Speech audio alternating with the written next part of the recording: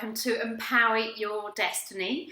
I'm Davindra Ojala, the Lightworker Coach, founder of Med Yoga School, Fierce, Focused and Feminine, and the Lighthouse, the Spiritual Life and Business Coaching School. Now, Empower Your Destiny is going to be a space where I'm going to be sharing tips, tools and resources with you to empower your life, health, relationships and business. Now today we're talking about emotional mastery. Now I have a masterclass in the Lighthouse.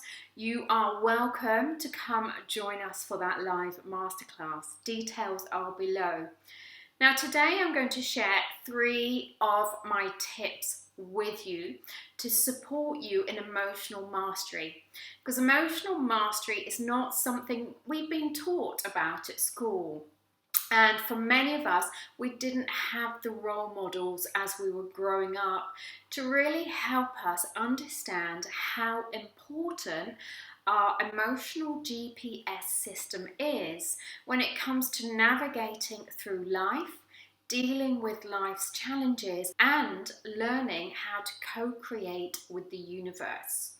Now, to step into your higher self, to step towards your potential, to learn how to manifest and co-create with the universe, it's essential that you lean into uncomfortable feelings and sensations because they encourage you to grow.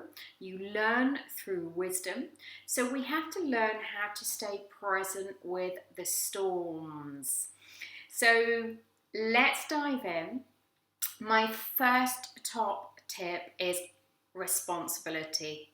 And I'm sure you've heard this so many times, but taking full responsibility for your own emotional health. Now I want you to consider, are you taking full control of that steering wheel in reference to taking responsibility for your own emotions, or are you still blaming others for how you feel? Are you making other people or other situations or life responsible for how you're feeling? Now, when we learn to take full responsibility for how we're feeling, we can own these feelings, which allows us to lean in towards those feelings, creating a deeper relationship with ourselves. This is called connection. Now, we can't have a deep connection with ourselves if we're not taking full responsibility for everything we're feeling. So take full responsibility for your feelings and most definitely stop dumping your feelings and your emotional baggage onto somebody else because they have their own. If you need support, reach out to a therapist, perhaps ask a friend if they have the time and the space to help and support you, but do not dump on other people. Okay, top tip 2. Focus on the solutions rather than the problems. And I know this can be a real difficult one in daily life. When you've been thrown a curveball, we get consumed by the problem. But there really are no problems, just solutions. So when you find yourself getting caught up in an emotion, getting caught up in a problem, step back as the observer and ask yourself, is this really a problem? Because more often than not, it's the mind that's accustomed or become used to or been conditioned to see things as problems. And again, this is where you're going to have to learn to re-steer the mind and start to lean it towards becoming much more solution orientated. So step back or maybe write a list of what you are worrying about, where there are potential problems as you're seeing them, and next to it write out some of the solutions that are possible, and this brings you into a much more empowered state. So this allows the mind to start to open up to creative ideas of how you could possibly solve this potential problem or this problem that exists within the mind, and you start to realize this isn't a problem. This is the universe trying to say, wake up. We want you to be creative. We want you to find solutions. We want you to understand you're much more powerful than you think you are. This is about adventure. It's meant to be fun. So we can change that mindset and reframe it and bring it into a place of empowerment that gives us confidence. So tip number 3, release control, surrender, trust and have faith that there is a higher power guiding you.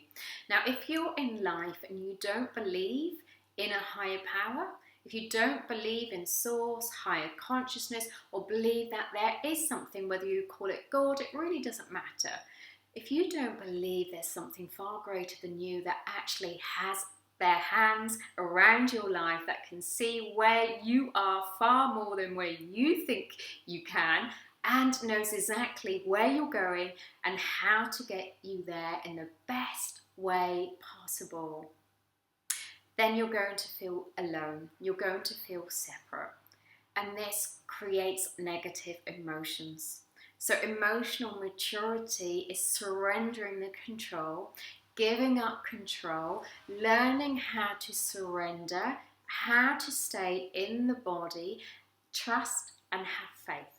Faith is a spiritual muscle. And with faith, we give up our control, and we learn to listen to the impulses the universe is sending us.